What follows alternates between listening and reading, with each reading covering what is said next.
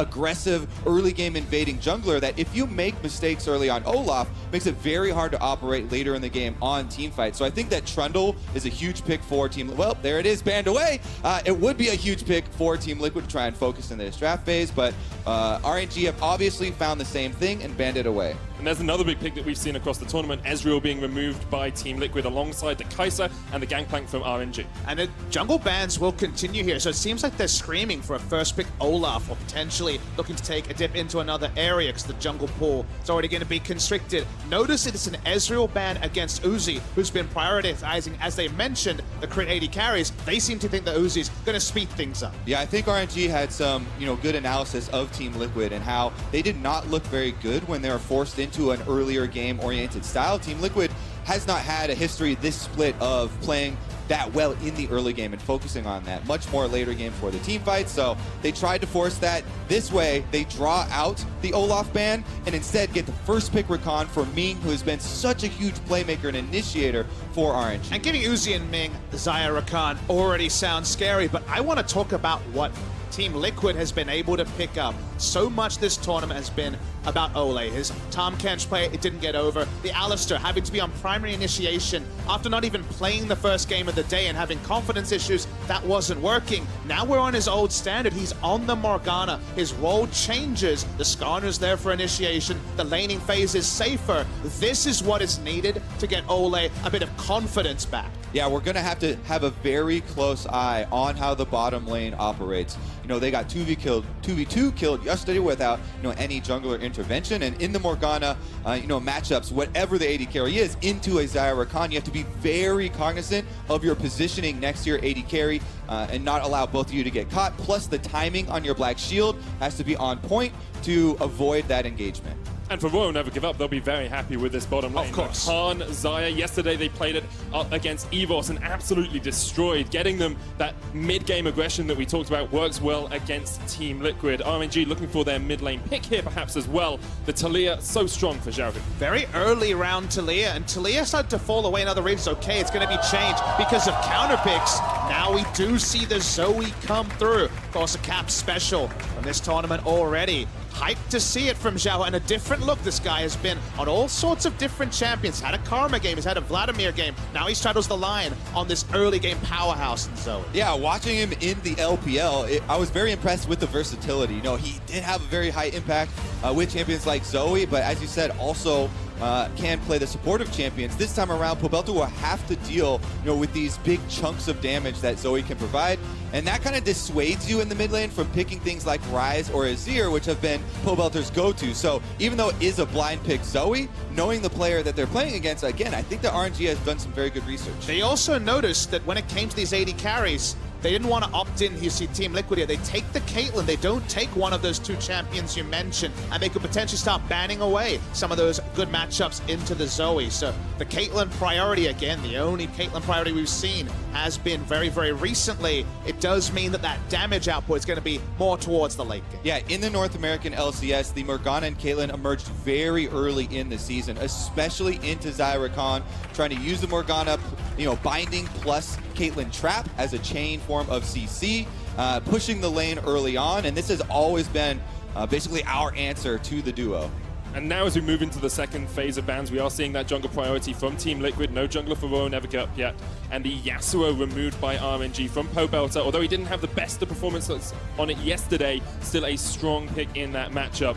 Team Liquid are going to actually force RNG to find a totally new jungler here. The Zac, the Sejuani removed, Olaf, Trundle off the cards, and only the Skarner picked up by Xmith. Kha'Zix and Lee Sin are the only other junglers that have been played so far at MSI 2018 group stages, so certainly going to the dregs of the champion pool. Interesting ban on the RNG side. They don't double ban to protect the Zoe. They do ban away the Sin, suggesting that Let.Me, just like he always does, is looking for one of those capable tanks in Ornn. If it's available, it's going to be pretty much a slam dunk for RNG. Yeah, and that has been one of Impact's kind of wild card surprise answers for a lot of people. No surprise any longer, though, and it is banned away. Here comes the Vladimir, flexible pick for either Pobelter or Impact, but I would assume it is for Pobelter. I mean, your first instinct after his struggles on Gangplank is that he's going to be very much sticking to the mid lane.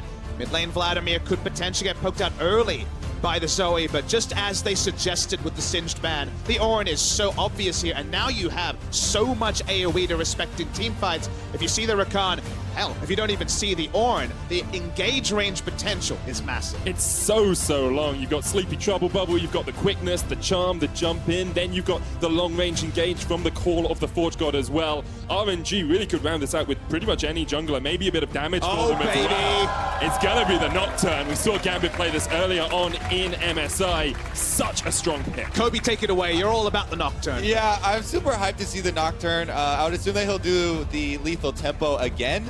But this champion is such a feast or famine champion in competitive play, because you want to build full damage so that you can pick people off in the side lanes, if everyone is split off and stuff. And you can also use the ultimate to deny vision for coordinating those team fights. Since RNG has so much more AoE, it will be easier for them to actually dissect Team Liquid. But isn't it interesting that we do see Impact return to a champion? We know he can play. He has always been a fantastic Shen player, but it's into Nocturne, it's into the paranoia and the denial of some of that global utility. It is still a good pick. It works into the Orin. You feel good about a lot of what Team Liquid has drafted. Maybe this will finally be the time that they echo their NA performance, but the Nocturne Shen interaction is interesting. It is interesting because if the Nocturne ults, then the entire map going dark means Shen won't be able to click on any of his allies to use the shield. However, the Nocturne doesn't really feel like it is the last piece into the puzzle of RNG. It feels like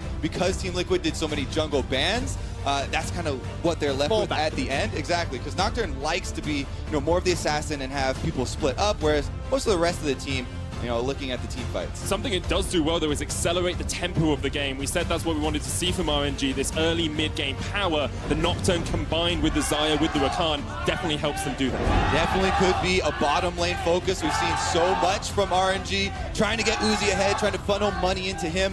Uzi has some of the highest gold percentage stats, of people here at the tournament, and we'll see if RNG can send a lot of resources down his way.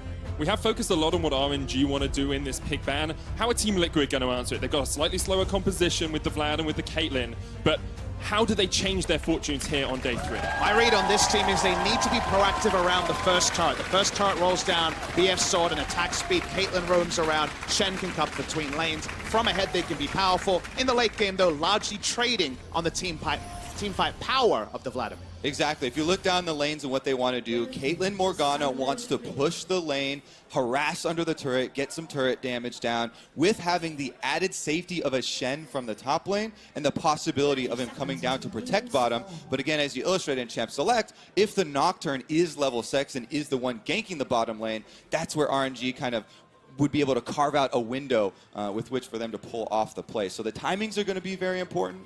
The other thing for Team Liquid is that they do have a lot of single target playmaking ability, Black Shield protecting one, as well as Skarner ultimate early on in the game, being very useful to try and find those skirmish Nice plays. binding. As the binding from Ole lands onto Zhao, who has to retreat underneath his tower, forced away.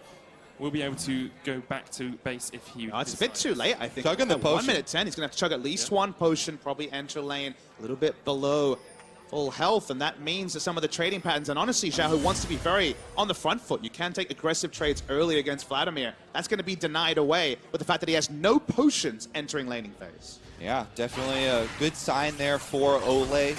Accurate in the bindings on the first part of the game here, and as you said, on a very comfortable champion for him. So see how this laning phase goes. Immediately they're onto the minion wave, but Ming and Uzi are threatening the very scary early duo power of Xayah Rakan. And I want to do a bit of bookkeeping for the viewers. We are still on patch 8.8 when it comes to MSI 2018. Remember, you can't just go back, pop back into lane, get another Doran's ring and be fine. It really affects your back timings on this particular patch compared to, say, 8.9 or the live patch right now. So it's a very punishing laning phase for Zhao to have to deal with. Now the binding connects there from Ole.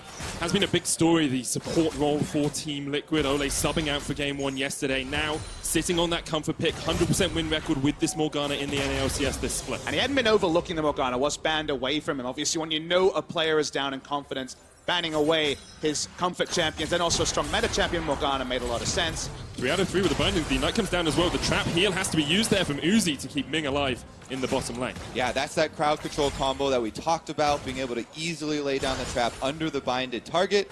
So the Ignite also came out there. And chunking down the Rakan's health, well, most people are always like, oh, you always want your damage onto the AD carry. You know, that does start to dissuade the Rakan if you can get through a lot of the potions early from him having the threat of the all-ins, of going aggressive. And that's where a lot of the power of that duo does come from. And when it comes to power of duos, I really ask the observers as the game goes on, if we have a pretty quiet time, to show bot lane, because we want to see how in sync Doublelift and Ole are. They do have power in the lane. They do have double range. There's a lot of potential in this lane, but given all the talk around how things are going in the Team Liquid camp, just seeing how the trades are and whether they're in sync is a really important thing for Liquid fans to take away. Yeah, and it seems they're not really overcommitting to anything early on. They're actually seeding, you know, some of the lane presence here. That's because now with level 3, Rakan does have that option to go in with the Grand Entrance.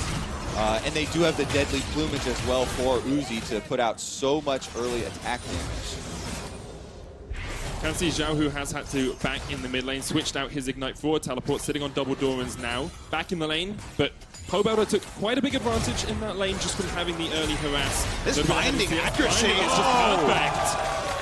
Doublelift gets first blood in the bottom lane. Just too easy. That was 4 or 5 bindings in a row that we caught. The last one just enough. They get the chain CC. And what a confidence booster for Ole in particular, but specifically the Team Liquid bot lane. Again, that is going to be so big for the mentality of this team. This is a 0-4, first place North American representative at this tournament, and getting some early momentum for themselves could give them a lot more confidence as far as the mid-game shot calling. This is going to be as well be an Infernal Drake, so any power in the bottom lane is going to have... This looks so easy, Kobe.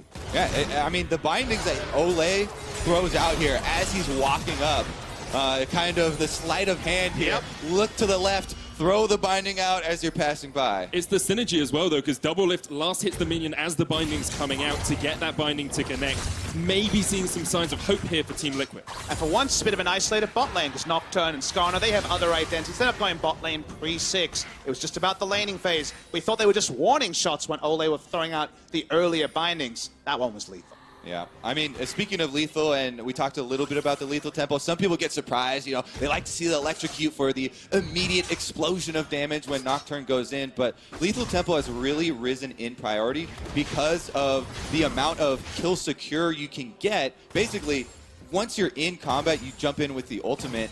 If your fear duration goes off and you get the lethal damage to proc and have that extra attack speed, you can pretty much take down any of the targets in a 1-versus-1 scenario.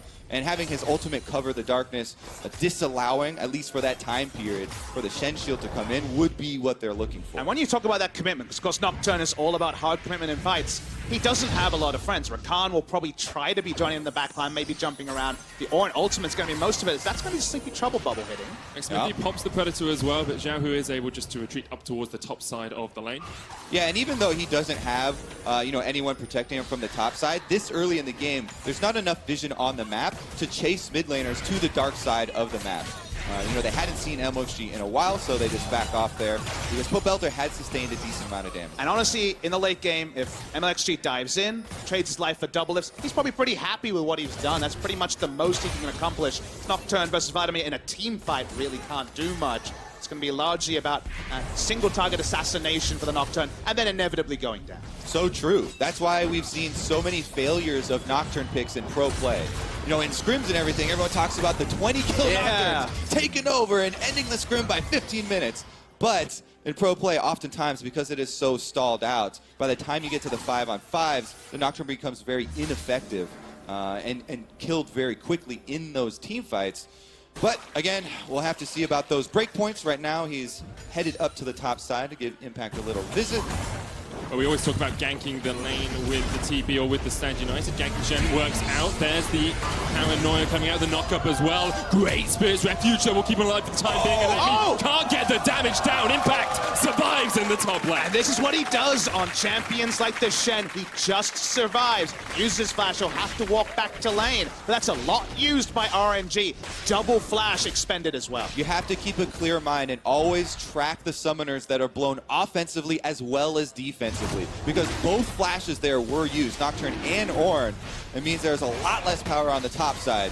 Currently, Team Liquid moves straight into the Dragon because Impact was able to absorb the pressure on top side, revealing both jungler and top laner. All these color points, Kobe, I hear them when I'm listening to Liquid victories back in NA. They cut the map, they make a very smart move, very proactive at going to the Infernal Drake. Again, things starting to come together, largely from Impact, fully fulfilling his Predator role. is ready for Smithy. Flash away from Uzi straight away, but there's the suppression. Teleport coming in from Let Me to try and counteract this. Zhao Hu's going to join that as well already. They've got one though. Ming able to get underneath the tower. There's Let Me. Impact gets him. Zhao Hu now in a 2v5 with Let Me. Impact tanking up the tower, but here's the Hemo play from Pobelter. And Team Liquid are turning it around on day 3. They're winning these early skirmishes. They're getting the kills they want. But MLXG is trying to turn it back around for RNG. A lot of damage from the paddle star. MLXG not going to be able to get onto that back line. Oh yeah, he was looking for a Q to finish off Pobelter, and the added dive of the Vladimir in the 1v2 there under the turret seemed like I was getting a little antsy. You know, that was a little bit extra on the end. They do get out, but does mean that RNG now, you know, they have the health lead, and they're trying to look for somebody sticking around. Pobelter, the blue buff stops it. That was very close to hitting him, but Zhao Hu does steal away the blue in the end.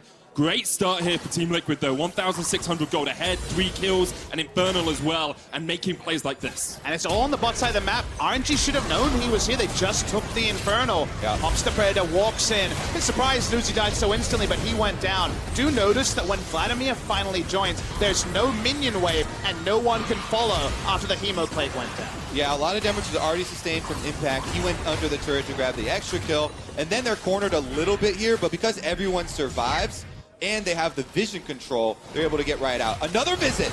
Once again, down in that bottom lane, the stun lock is perfect on Ming. And Team Liquid get their 4th kill.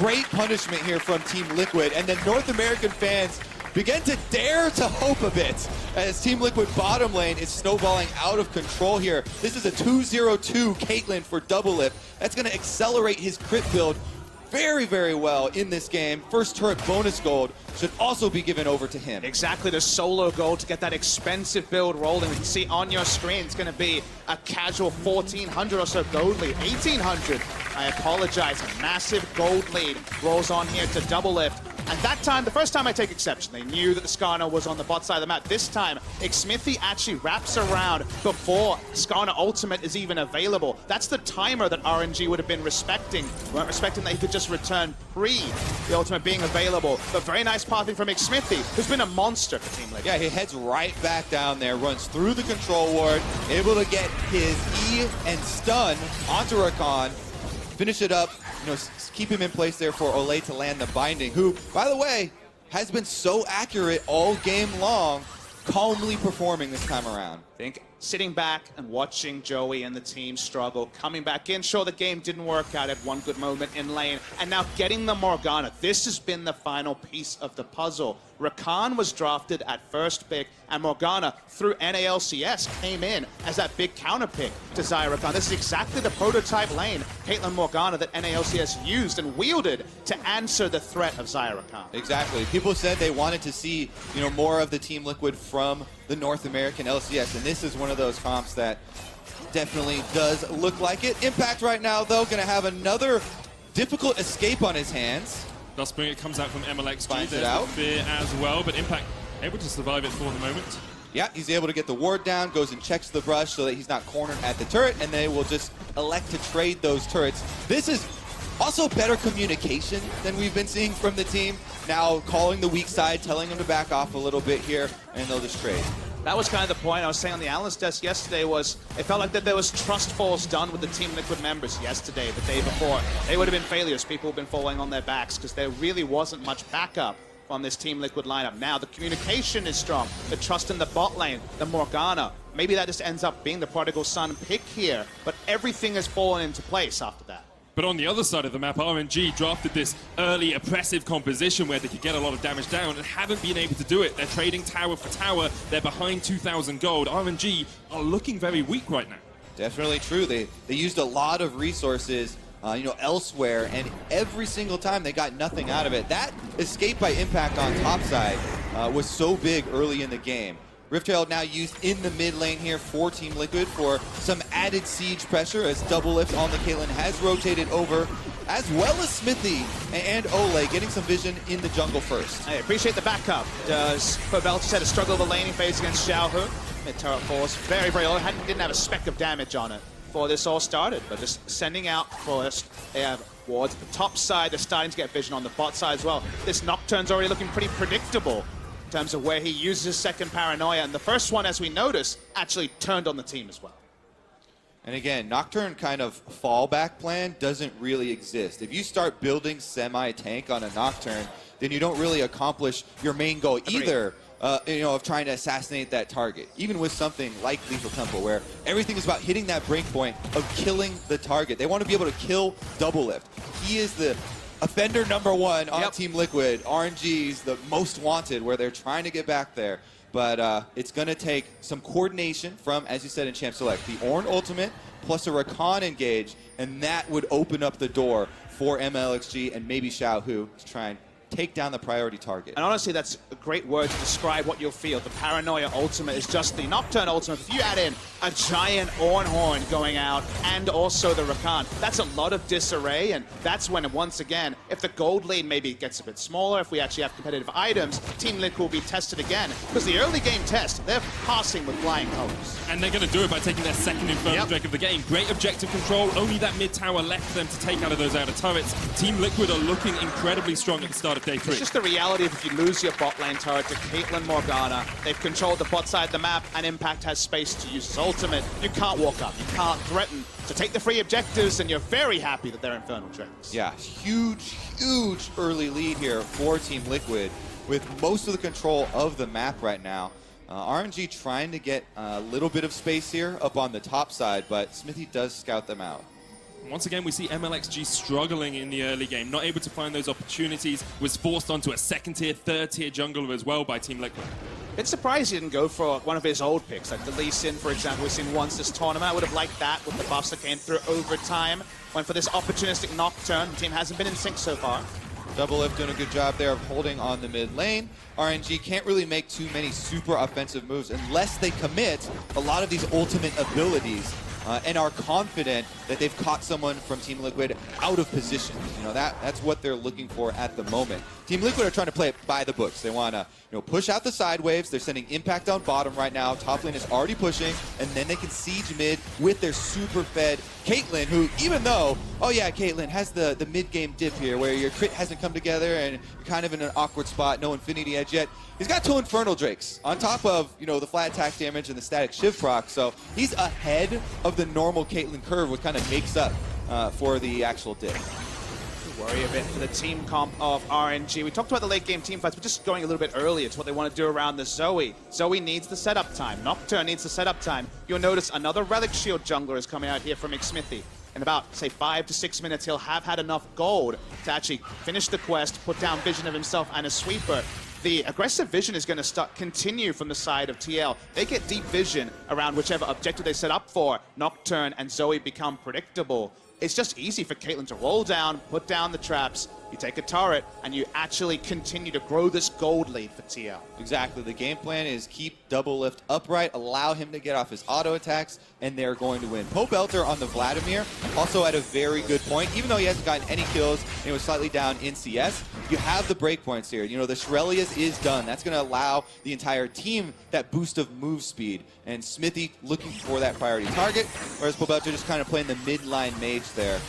This is something RNG can do, though. If they clear out vision when Team Liquid step forward to get that vision back in their jungle, RNG might be able to make a catch. And TL does have to use the buddy system because they don't have a tank support. They have a range support in Morgana, who doesn't want to use Black Shield every time she puts down a ward. But they just want to take this last turret. Smithy pops the Predator. That's all he needs. And they do take down that all-important mid-lane outer turret. Opens up the map a little bit more for Team Liquid, but means they need to get that deep vision in because there's more catch potential for RNG.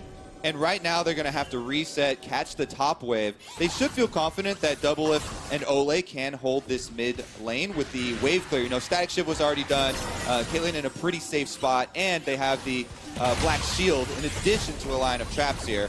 to allow them some more space to clear the wave out. Forgive me if I'm wrong, Kobe, but I look at a game like this, and this is the exact sort of game the TL was good at closing. That was what I noticed about them in playoffs, is when you needed to be methodical, when you had strong late-game team fighting, TL, you could say, 9 out of 10 times, but closed pretty cleanly. And at this tournament, the biggest gold lead that's been overturned at 15 minutes is less than 1,000. It's 800 gold. So they're set up to succeed. The tournament meta seems to suggest Snowball. You should almost be prematurely celebrating. You're trying to reignite the North American NA flame optimism, here? baby. Too bad. The Bunsen burner is off right now. We are going to need to see a little bit more because RNG have won team fights from big gold deficits. True. They are extremely good at operating within the 5-on-5. So, I'll be very cautiously optimistic, but here goes Ming. Double shot's going to land Xiaohu there as well with the Paddle Star Ignite comes out, but MLXG unable to engage with the Paranoia. Team Liquid bodying up in the jungle. That cooldown with the Paranoia being down does mean that Nocturne has very, very little impact, for the next duration of the cooldown here for this game. So RNG probably going to play a way safer right now. If they don't have the explosiveness of a Rakan ultimate and a Nocturne ultimate, I don't see that they kill double lift unless there's a big positioning mistake. Zhao looking for a pick. Over the wall, not able to pick it up. Olay trade Flash, but that means the Skarner still has Flash Impale available. So, he's going to be a bit more backliner. We see the engage attempt, but... Runs in with the Predator, Gleaming Crow, and Featherstorm used there from Uzi.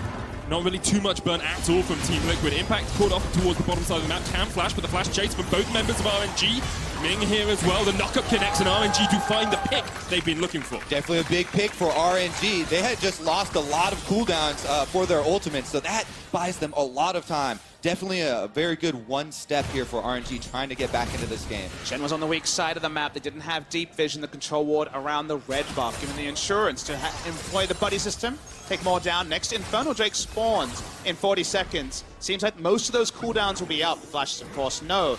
That's when the return attempt needs to be made. It seems like RNG need to stand and be counted for, because surrendering 3 Infernal Drakes in the early game. I know you're behind. Surrendering objectives is a viable strategy, but 3 Infernals, that seems like a bridge too far. All right, well, here's another look at MLXG walking right behind Impact. They know he's going to go for the flash over the wall, so he instantly answers.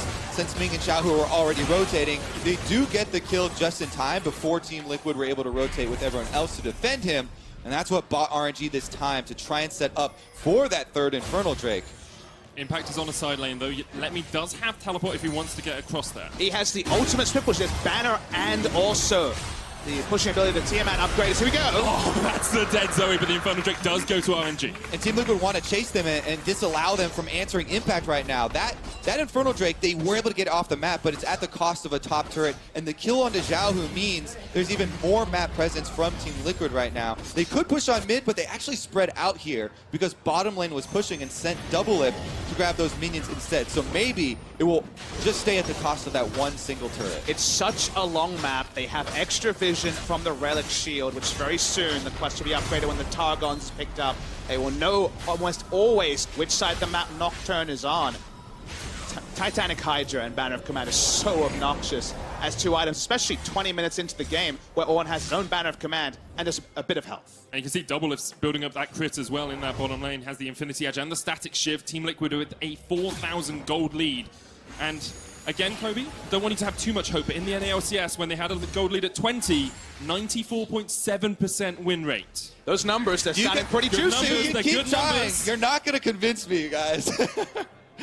Meanwhile, though, I would say that Team Liquid looks so much better in the 1-4 rather than 1-3-1 that we've been seeing, with Impact being the one split pushing rather than Pobelter. Pobelter on the Vladimir obviously want to stay with the team. He has the Shrelias for the team speed up.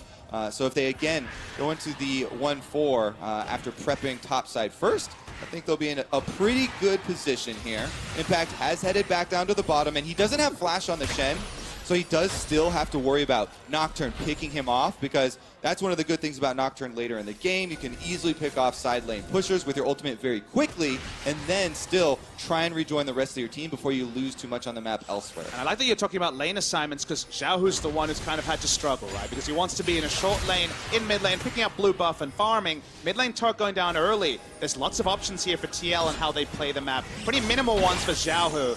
That means that he's been pretty well held.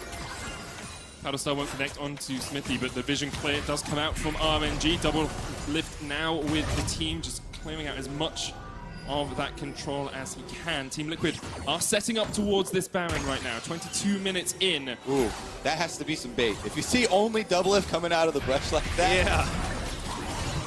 Once again, Biden connects from Ole as well. Oh, Pobelter spotted out by the Oracle's alteration from MLXG. So they knew that Vlad was waiting. Right now, Team Liquid should just poke around this Baron and buy time for Impact split pushing to take its toll. He's almost at the turret, getting some damage on the turret now while all of RNG are up around this Baron contesting the vision. Team Liquid, again, slowly still increasing their lead. And this is what you want to see from Team Liquid is staying calm, slowly pressuring, keeping their advantage on the side, and finishing up that secondary turret would give them much more confidence. And Lebby just has no good place on the map to be. He's desperately needed if they want to play around Baron. If they want to stop Baron, he's the only true tank, so he wants to be tanking it, and then they look to turn and force Shen up. But then Shen's just free split pushing him, but he's also the only real primary initiate from deep from range, and you need that, given that you're behind in goal about 4,000 at this point. So his map assignment, his timings are so specific, and the rest of the time, TL have a lot of advantages. Definitely agree. And we are already hitting these item timings that we've been waiting for with Team Liquid. Double lift now with the 3 core items for Caitlyn, has all of his crit multipliers ready, so she'll be putting out quite a bit of damage if they do get forced into one of these team fights. And if Impact can get there with the Stand United, you know, before someone does drop from Nocturne Ultimate, then they'll be very, very confident in executing that. So you have to agree that so far, we definitely give the pass marks for Team Liquid. The next thing is Baron setup, because we're running out of easy objectives. Most of the inner turrets, let alone outer turrets, have been collapsed on the Rift. So seeing how TL can also set up a Baron setup is going to be a big thing to judge now, because otherwise, it's very difficult for them to force. Definitely agree with that, because their eyes are going to be on Baron. They have to worry about that, but they also need to worry about the possibility of RNG forcing the fight here and looking for those flanks. So all the vision here through the sides of Team Liquid, they need to be able to see if Ornn is anywhere close, because you know that that combo is what they're looking for. You know, anytime Double Lift is exposing himself on the map, they have to have, you know, the fallback pattern set in motion. And there's so many different components you have to track as well. Where's the Rakan? Where's the Nocturne? Where's the Ornn? So many different options. Just want to point to the fact 24 minutes, that's when the quest has been finished. That means they have extra wards. We should see Smithy move over to the sweeper. We're going to ignore that point for now, because they're actually already poking onto that. No vision at all from RNG. Zhao, who's gone back towards the base. The Baron pretty free at the moment for Team Liquid. RNG will eventually check it, but it's already down to 5,000 HP. Yep, and they should be able to finish it off here. Ming's coming to check now, though. 3,000 HP! Smithy's so low as well. Teleport's going to come in straight away. There's the paranoia as well. Popper and LXG. Ole is in the wrong position, and RNG find the team fight. They want a double jump on the back line as well, and RNG have found the perfect opportunity to collapse on Team Liquid. Pobelter goes golden, but he goes back to Fountain. The sleeps landed on Smithy as well, and Team Liquid have to run away. Team Liquid linger on the Baron for too long. They don't have tanks to tank it down. It's only Impact in the bot side. Now the Baron's going to be started by RNG. What's the response going to be? Well, they're headed right around. Smith is extremely low, but Impact and Double Lift want to try and stop them. If this is the moment to prove you're a superstar, this is the moment for Double Lift to step up to the plate. He's 3 items on the Caitlyn. The Baron's low. RNG still on it, though. Smithy could steal across the wall with the blast cone. He's going to jump in to and Smithy gets it, and Team Liquid are able to get out as well. Impact survives, Double Lift survives, and Team Liquid survive in this game. Are you kidding me? My heart Kobe drops to the floor, and Smithy picks it up. Once again, the Baron steal from Smithy. He just always seems to get these. Brings me back to MSI in China 2 years ago. Happy 3 years memories, ago, Kobe. when he's able to control the objectives. All right, we're bouncing now. We bouncing. We're bouncing now. All right. Smithy, though, in the end, I don't know why that was such an early smite from MLXG to actually get it down to 200 HP. We'll see here. Maybe it's miscommunication about burst damage.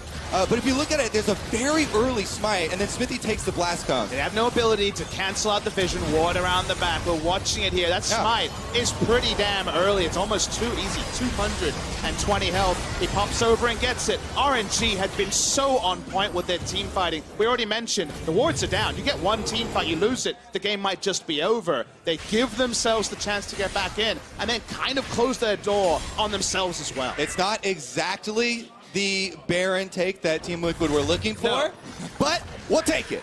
the setup grade is actually quite difficult. It's kind of a C- and an A+ at the same time, but you take what you can get. How great is that for Team Liquid, though? Because the Baron buffs that survived is impact in that side lane. It's double lift, it's Ole. The ability to play that 1-4 that we talked about now is perfect for Team Liquid. And we saw that if your setup's not perfect, you don't have a tank tanking up the Baron. You fall low, you make some mistakes. It looked like it was going to be a straightforward Baron passover to RNG, but you end up with it regardless. Breaking the base with this buff and how strong Caitlyn is. She even has the insurance of the Mercurial Scimitar already. King's going to engage straight on towards X-Smithy. He's called out, he's locked down as well. Here's the call of the Forge God, looking for connection onto double, and Featherstorm comes out as well. Through the Stag United, he will get two, but he goes down in the end. Now it's on Popelta, the Hemo play from the side. That is a very dead Uzi. Letme has to run for the wins here, has the blast cone to knock himself into the pit, and Team Liquid will settle with 3 kills. Well, it looks like they're still chasing a bit here. Ole wraps around, Doesn't want the Letme to get a back off here. Just going to trade his time for Letme's. Impact's actually teleported up towards the top lane as well here to try and push towards this inhibitor tower. Going to be able to do a lot of damage with this bannered up Baron empowered cannon minion at his back as well. Impact definitely going to be able to get the inhibitor turret at least, and Ole still chasing Letme, the Ornn, throughout the map, not allowing him to get back there and defend. It's the best use of his time. He can't stop minion waves from walking over. He can't get there to try to clear. Can't use ultimate. Pobelta gets to push at the same time. Great use of his time from Ole. This is the sort of walkabout we can appreciate. And you have to look at Ole this game and compare him to the last 2 days and say, what a transformation for this player. In lane, his bindings were on point. He missed the game yesterday because he wasn't in the right mental state. Now he's come back and he's actually leading Team Liquid towards a victory.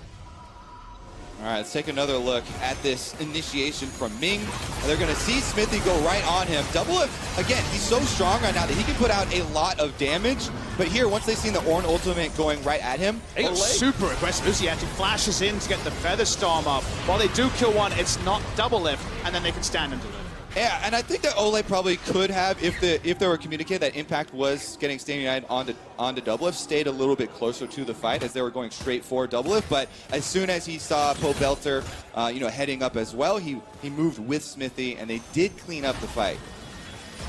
Just want to quickly tell you guys, Pentakill and Baron Steel promotions are back for MSI 2018 with Xmithy Steel. You have double the chance of legendaries and esports skins in mystery items through the end of the group stage. So thank you very much, Team Liquid.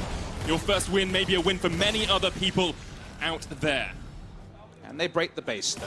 They're able to push up. They've already taken one inhibitor turret, but no inhibitor just yet. There's just so few gameplay patterns when a Caitlyn is this far ahead, the traps come down, and the Nocturne so far has been anemic at best. They rotate through mid lane. Team Liquid going by the book. Team Liquid have gone through some very big ups and downs this tournament, but right now they are firing on all cylinders.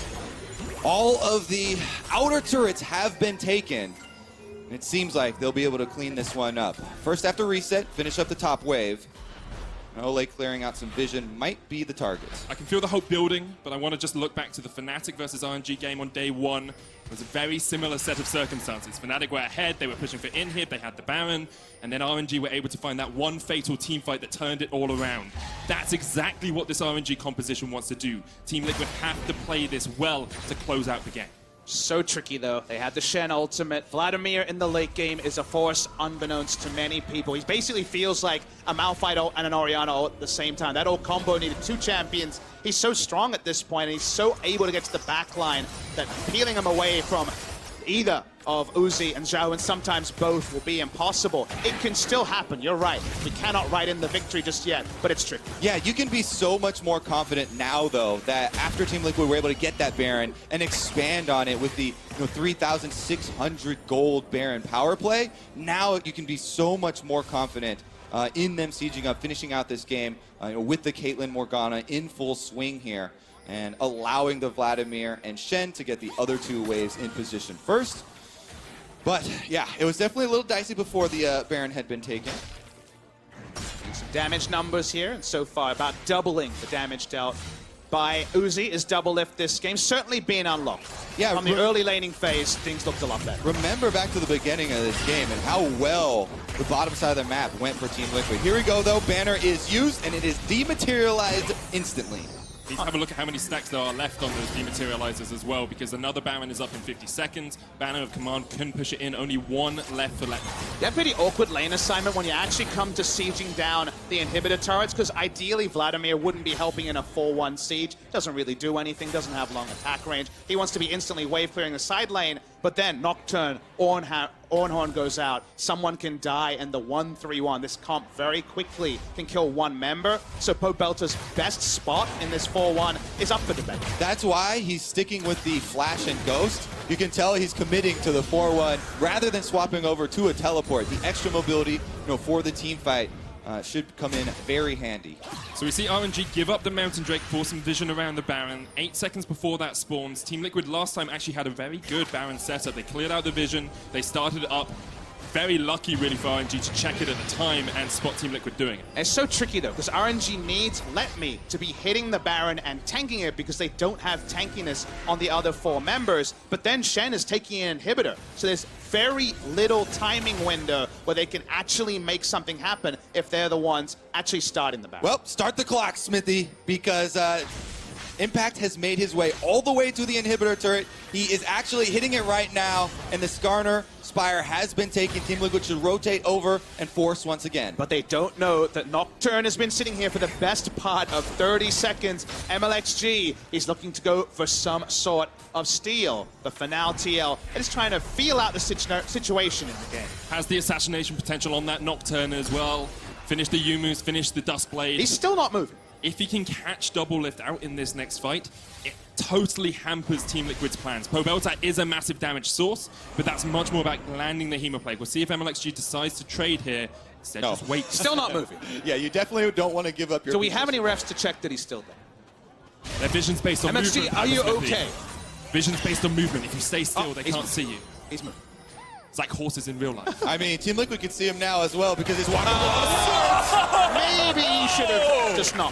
Should have just stayed still for it. Oh, Team Liquid are going to start up the Baron here, and it looks like RNG are giving it up. They're going down towards the bottom lane. Yeah, for sure. This has got to be the Baron for Team Liquid, and it has also got to be pushed inside. They're going for Impact. Call of the Forge God was used, but the Brittle stops the channel. Impact down in that bottom lane is getting caught out by all 4 members of RNG. The flash at the end will fall, but Team Liquid are just going to try and force down mid. Again, it's still going to be a 4-on-4 because still 25 seconds left on MLXG's respawn as well, and the Baron Siege is still going to go through, even though RNG were able to pick off Impact. They had to use Orno and Rakano. They have no CC left, so it's going to be rolling through the mid lane. They'll get a second inhibitor top, maybe even up to the end. In gets pulled in, but QSS it straight away, keeping himself alive. The Hemoplague, not quite enough. Oh, it is! Just enough from Pobelta.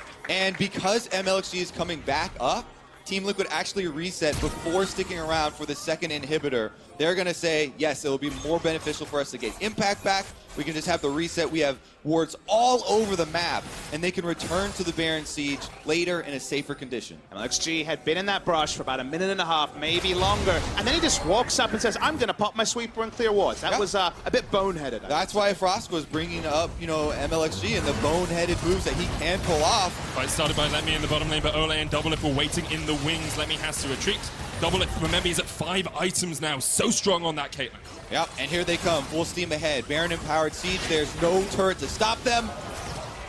North American Hype Train is rolling through the base of RNG. Second inhibitor falls. You can see how much damage Double Lift does do if he lands one of those headshots straight through the heart of RNG. Even though this is classic TL, every fan at home is waiting for the enemy Nexus to explode. They have everything set up for them. 12,000 gold. The Vladimir close to level 18. But so little needs to be done for TL. Dot those I's, cross those T's. Looks like it'll be their first victory. Still got 2 minutes left on that Baron buff as well, so the push is even easier for them in this top lane. No towers left apart from those on the Nexus. No objectives left apart from this inhibitor and that Nexus as well. Team Liquid want the 50 gold to close out the game. There's the ace in the hole blocked out by Ming. Impact doesn't quite land the taunt. There's the charm as well. Paranoia used, but Pobelta gets on towards the backline. Let Me now in the front. Inhibitor falls. Team Liquid reset and re-engage for these towers. Team Liquid going to be able to finish it off here. He jumps in, lands the stun there onto Xiaohu, but it's not quite enough. But Team Liquid very healthy here. Double Lift is still getting the Nexus towers down. Team Liquid so close to the win, the binding connects, and once again, Double Lift takes down his opposite man. Looking to clean up the rest of these kills. Team Liquid, they've done it. One Nexus Tower between them and the win here. One Nexus Tower between them and their first win at an international tournament. Their first win at MSI. The hope is alive as Team Liquid take down RNG. As you can see, though, when they take off the headsets, all business. They know they got themselves into a bit of a hole as far as the tournament is concerned, but they still have possibility of getting out. And this is the first step. And my favorite thing about my prep for this tournament was I thought we had multiple teams where if they got a lead in the early game, they could close games, and that hadn't been Team Liquid's story for 4 games. Couldn't get anything going, couldn't even work out their ideal 5. Here, they get through the early game, largely from Ole's playmaking on the Morgana, and from there, it was pretty clean, except for one big asterisk. Put your rally caps on now, though. Team Liquid operate in force. Just saying. You can see people who threw their jerseys into the bin yesterday, getting them back out, rooting through the It's garbage. still good. Like, It's still good. It's still I can good. still wear this. I can still wear this. Team Liquid finally find their first win at the tournament. At the halfway mark, they are 1-4. I'm sure they'll want to change that scoreline, even reverse it coming into the second half of MSI. And when it comes for adaptation for their next game, it'll be about that first Baron setup. That was the only asterisk here where honestly RNG could have rewritten the story unless Smithy, who has been a big star for this lineup, a consistent player, got the steal. That would have heavily changed the game, but everything else you can pretty much copy and paste for your approach to game number 2 today. Yeah, Smithy has shown he's able to do it in his home league, did it in the finals. He's able to do it as well on the international stage, steals another one for the team, and they're able to get the victory here. If you're RNG, though, you're looking at this game and saying, we were never really in the driver's seat. You know, we lost the early game, we played around this mid-game composition, only had one team fight that really worked. Yeah, definitely going to be turning the lens over to RNG after this one. And you're gonna, unfortunately, just like TL was piling on one player for RNG, MLXG had a very down performance. They have a jungle sub in Karsa. Sure, there were jungle bans, but there was Elysian. There was something less risky than the Nocturne, and the Nocturne achieved nothing this game. As well, the bottom side of the map, Fame, 2v2. Uzi, and Ming. Yeah, everyone giving the respect here to these guys, and rightfully so, but, you know, calmly played by Team Liquid, and they're able to get their own priority and earn themselves their own victory in the bottom lane. The question then becomes, Team Liquid have Kingzone to play Well. later today. Can they transfer